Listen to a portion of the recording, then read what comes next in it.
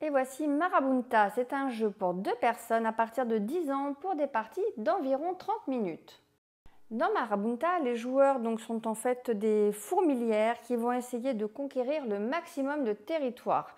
Donc on va avoir une zone de jeu principale où les joueurs vont essayer de marquer le plus de points sur les différents secteurs. Et ça, ce sont des emplacements personnels que les joueurs vont pouvoir cocher pour acquérir des bonus et des points de victoire. Donc chacun va avoir son feutre de couleur lorsque l'on écrit sur le plateau. Bien entendu, c'est effaçable. On va avoir également comme matériel des dés. Les dés ont des couleurs et les couleurs correspondent aux zones du plateau. Sachez que le plateau et les zones de victoire, vous pouvez les retourner pour avoir d'autres façons de vous étendre et de scorer des points. Les plaques qui sont ici, donc à chaque tour, on en aura une qui sera retournée et qu'un joueur pourra prendre, et à chaque fois les plaques vont nous donner des bonus différents que l'on va pouvoir cocher sur le plateau. Donc Marabunta, c'est quand même un jeu de majorité.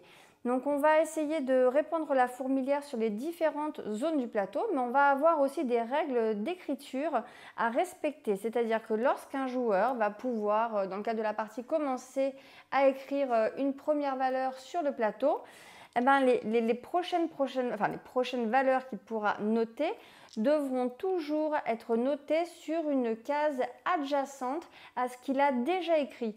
Donc c'est très important de savoir où on va placer son premier chiffre pour pouvoir s'étendre sur le plateau. La règle du jeu ensuite est relativement simple. Le premier joueur va lancer les dés et piocher donc la première carte du paquet bonus. Il va ensuite devoir séparer ces éléments en 2 groupes. Donc là, pour l'exemple, qu'est-ce que je vais séparer? Donc voilà, j'ai séparé en 2 groupes, c'est un exemple bien entendu, mais je vais faire cette proposition au joueur d'en face qui va pouvoir choisir un de ces 2 groupes. Donc il va pouvoir soit commencer à marquer des chiffres, donc là en l'occurrence un 2 bleu et un 3 rose dans ces zones et cocher 2 coffres sur son plateau, ou sinon venir inscrire des chiffres sur d'autres secteurs. Donc le joueur numéro 2 choisit en premier ce qu'il veut prendre, il marque et ensuite celui qui était premier joueur va pouvoir marquer à son tour sur le plateau les éléments qui l'intéressent.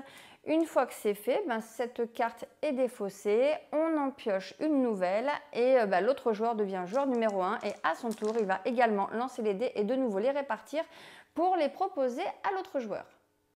Pour calculer les points à la fin, on va regarder qui est majoritaire sur les différents secteurs et en fonction de ces majorités, on va pouvoir acquérir des points en fonction des petites cases que l'on aura cochées.